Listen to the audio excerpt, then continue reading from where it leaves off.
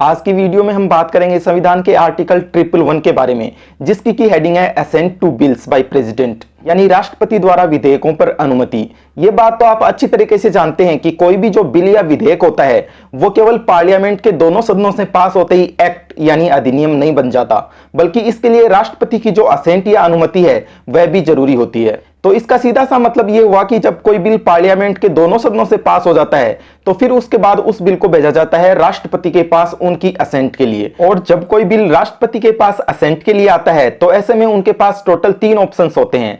पहला ऑप्शन तो ये होता है कि राष्ट्रपति उस बिल पर अपनी असेंट दे दे, ऐसा होने पर वह बिल जो है वो एक्ट बन जाएगा। इसके बाद दूसरा जो ऑप्शन होता है वो ये होता है कि राष्ट्रपति अपनी असेंट रोक ले यानी विथहोल्ड कर दे। इसको बोला जाता है प्रेसिडेंट का एब्सोल्यूट वीटो यानी आत्यंतिक वीटो। इसके बाद तीसरा जो ऑप्शन होता है राष्ट्रपति के पास वो ये होता है कि वो रिकंसिडरेशन यानी पुनर्विचार के लिए बिल को वापस पार्लियामेंट को लौटा दे।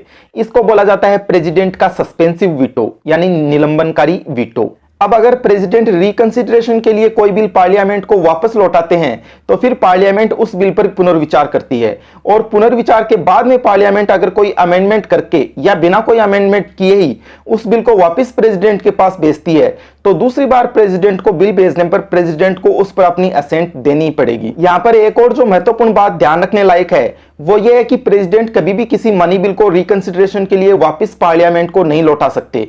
क्यों? क्योंकि असल में जो मनी बिल होता है वो प्रेसिडेंट की रिकमेंडेशन के बाद में ही पार्लियामेंट में पेश किया जाता है। तो इस तरह से एक मनी बिल के संबंध में प्रेसिडेंट के पास 2 ही ऑप्शंस होते हैं, पहला कि वह अपनी असेंट दे दे और दूसरा कि वह अपनी असेंट रोक ले। बिल्कुल इसी तरह से जो कॉन्स्टिट्यूशन अमेंडमेंट बिल होता है यानी जो संविधान संशोधन विधेयक होता है उसके संबंध में प्रेसिडेंट के पास किसी भी तरह का कोई वीटो पावर नहीं होता। यानी किसी कॉन्स्टिट्यूशन अमेंडमेंट बिल के संबंध में राष्ट्रपति के पास केवल एक ही ऑप्शन होता है कि राष्ट्रपति उस बिल को अपनी असेंट दे दे। ऐसा इसलिए है क्योंकि 24th कॉन्स्टिट्यूशन अमेंडमेंट एक्ट के द्वारा राष्ट्रपति के लिए यह बाध्यकारी बना दिया गया कि वह किसी भी कॉन्स्टिट्यूशन अमेंडमेंट बिल पर हर हालत में अपनी असेंट दे ही दे।